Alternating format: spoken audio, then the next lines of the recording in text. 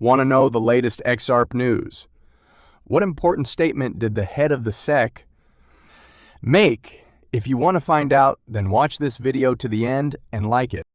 The SEC and Ripple have exchanged documents on one of Ripple's most significant arguments against allegations that it improperly issued unregistered securities in connection with XRP. Ripple, which is fighting the SEC's effort to have the case adjudicated in its favor via summary judgment, is hoping to rely on the fair notice argument. Under US law, a defendant may have an affirmative defense to charges of breaking the law if they can show they did not have reasonable notice that their behavior violated the law, which Ripple claims applies to their XRP offering.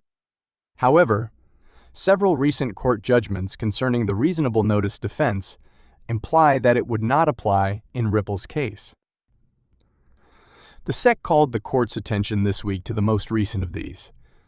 SEC versus Commonwealth Equity Serves LC, decided last month and in which the court rejected a fair notice argument made on the identical grounds as Ripple.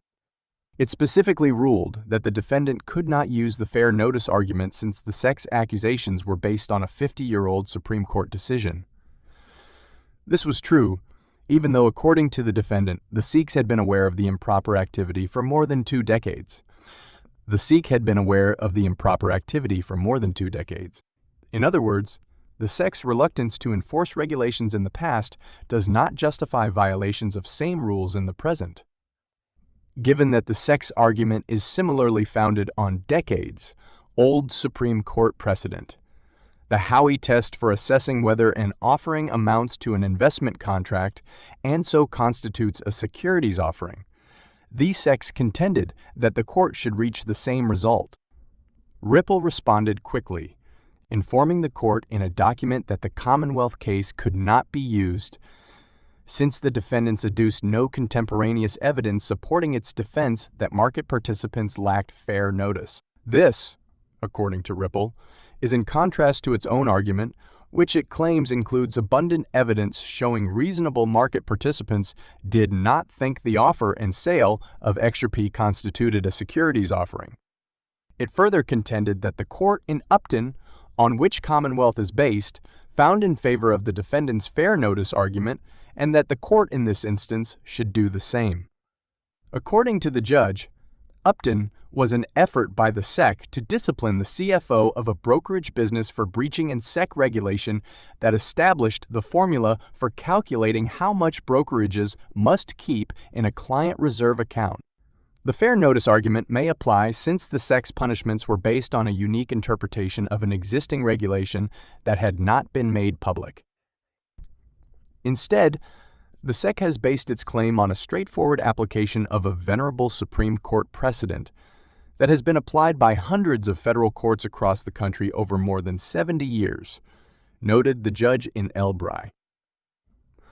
While this is the first time it has been utilized against a digital token issuer that did not hold an ICO, Elbry is in no position to argue that it did not have fair notice that its conduct was illegal.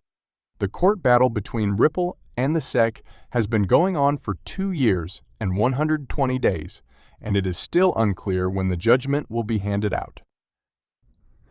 There are a number of legal professionals who are of the opinion that a judgment is close at hand. Nevertheless, it is unknown when the judge will make their decision public. Because of this issue, there is a great deal of pressure being placed on Judge Analisa Torres. The case has caused significant rifts to form between the SEC, the Commodity Futures Trading Commission, CFTC, Congress, and the cryptocurrency sector.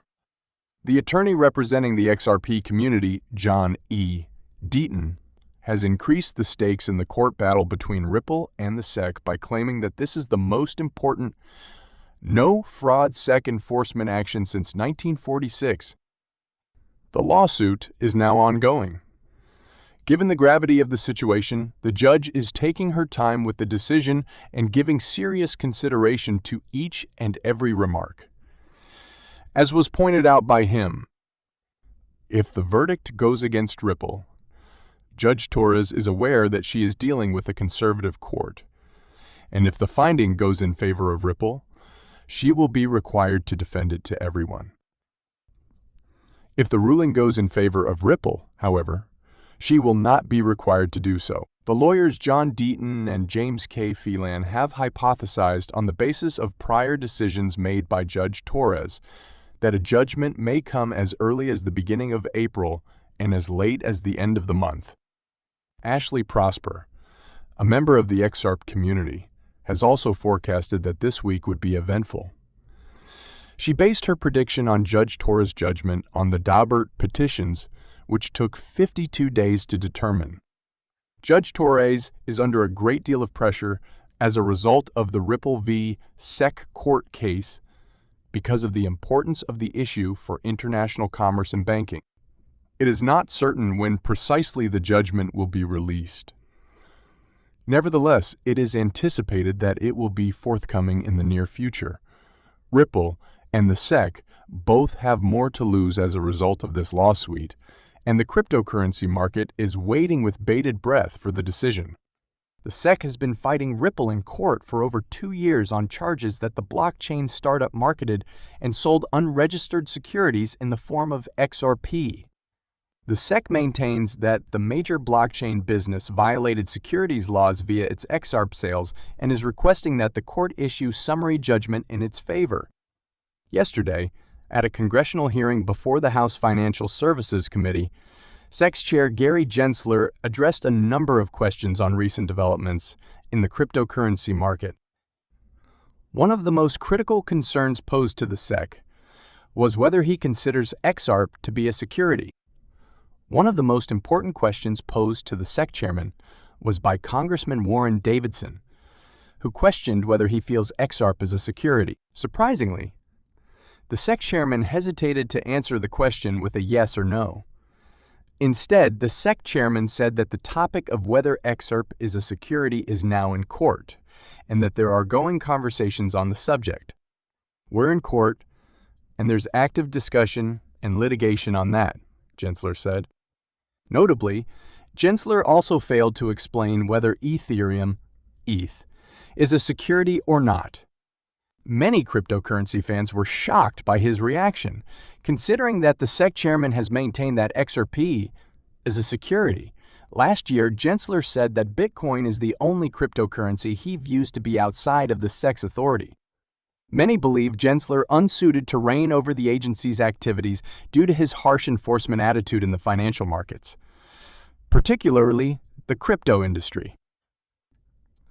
Interestingly, Congressman Warren Davidson expressed the same idea when he filed legislation calling for the SEC to be restructured and Gensler to be fired. Chairman Gensler, your record of failures to protect investors and abuses of power make it clear that we need to restructure the Securities and Exchange Commission, Davidson said. After outlining some of Gensler's SEC failings and abuses, Congressman Davidson offered legislation to remedy these abuses by asking for the SEC chairman's ouster. To correct a long series of abuses, I'm introducing legislation that removes the chairman of the Securities and Exchange Commission and replaces the role with an executive director who reports to the board, where all authority would reside. Davidson said, "It's worth noting that Judge Analisa Torres has yet to decide on the Ripple vs. SEC case. Ripple may benefit from the planned legislation to remove Gensler, with Congress shining a light on Gensler's failures and excesses. Judge Torres will almost certainly be under pressure to rule in favor of Ripple."